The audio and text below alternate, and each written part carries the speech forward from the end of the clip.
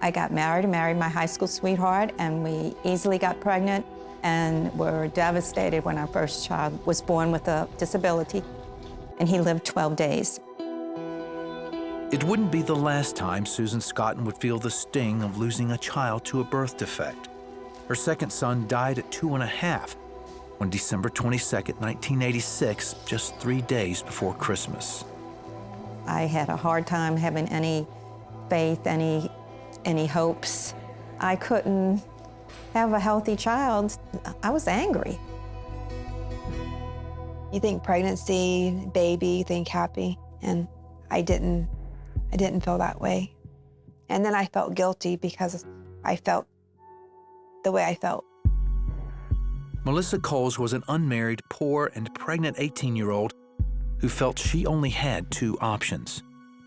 I was scared out of my mind, and I was so conflicted that I could keep him. It wasn't too late. And the other,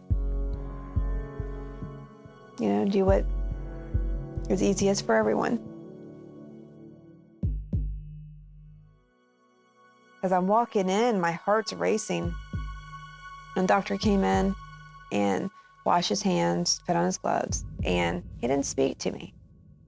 He didn't tell me what he was going to do. He didn't ask me how I was. Didn't explain anything with the procedure. I think every negative emotion that someone could feel. At the same time, 800 miles away, another woman was holding on to the hope of adopting a newborn. I just prayed for a healthy child, for the right thing to work out. After the death of her second son, Susan's husband left, and she swore she'd never get pregnant again. Now remarried, she and her husband Jimmy had tried for 2 years to adopt. There were so many letdowns and the process was difficult, but I kept saying, we can do this. God's helping us and we just need to stick with it. Back in Indiana, a doctor was mere seconds from aborting Melissa's baby.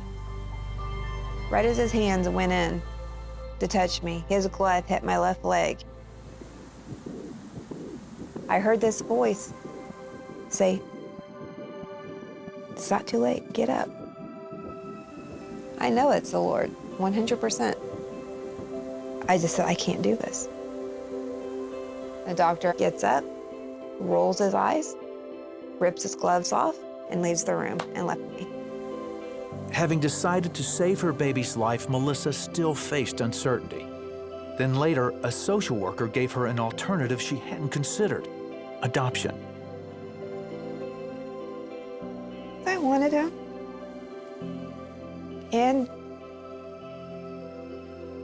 I think if he was with someone that was more like me, then he would have been raised more like how I would have raised him. After finding an agency, Melissa received dozens of letters from potential parents. The one that grabbed her attention was from Susan and Jimmy. And then I just fall in love with Susan. She starts, telling me her story. And she'd been through a lot of pain herself. But it was a phone conversation that sealed the deal.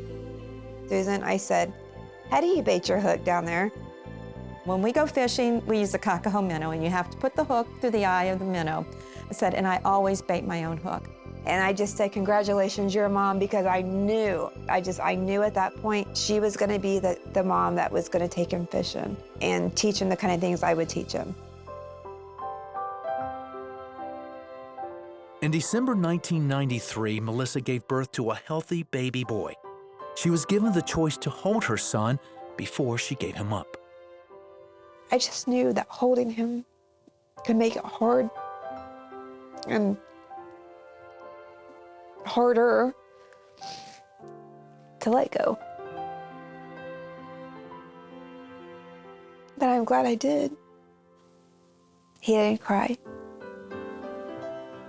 He was just peaceful. Meanwhile, in Louisiana, Jimmy got the call.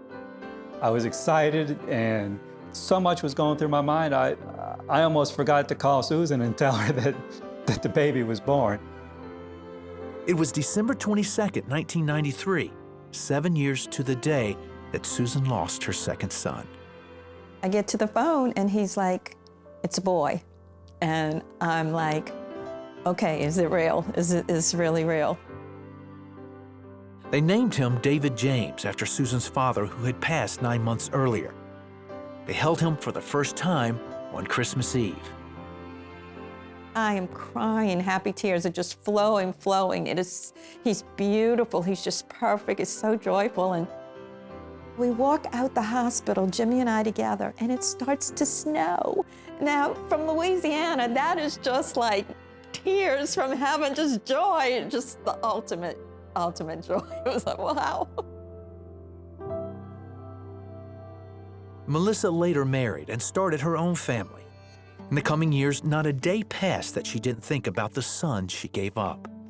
Deep down, I knew I did the right thing. I knew he was safe, and I knew that they were giving him everything I couldn't. David grew up in a loving Christian home. And yes, spent lots of time fishing with his mom and dad. He always knew he was adopted, and in high school joined a pro-life group. At 18, he reached out to Melissa, and the two agreed to meet. By then, a documentary team had picked up their story and was there to film their reunion. My heart was racing so fast, and I couldn't get out the door fast enough. So I wanted to get there and hug him no matter what. I just wanted to feel that hug and feel that connection, and it was a beautiful moment. There was something he wanted Melissa to know. She made a brave decision and a courageous decision that wasn't easy. That was the whole reason that we were coming there, was to thank her and reaffirm her that her decision was the right decision. I felt a lot more freed in my spirit hearing that. Since then, David has finished law school, and he and Melissa have joined in a common goal. Through speaking engagements and the documentary I Lived on Parker Avenue, they work to inform women about adoption and encourage them to choose life. And knowing that for every 100 abortions, there's only 2 adoptions facilitated in this country, we really had a unique opportunity to share the adoption option. And I think that was God's calling for us. God played a role in all of this. The chain of events is just too amazing for me not to think that. Happy at the same time. God has had his hand in this from the get-go, and he carried me through. He molded everything.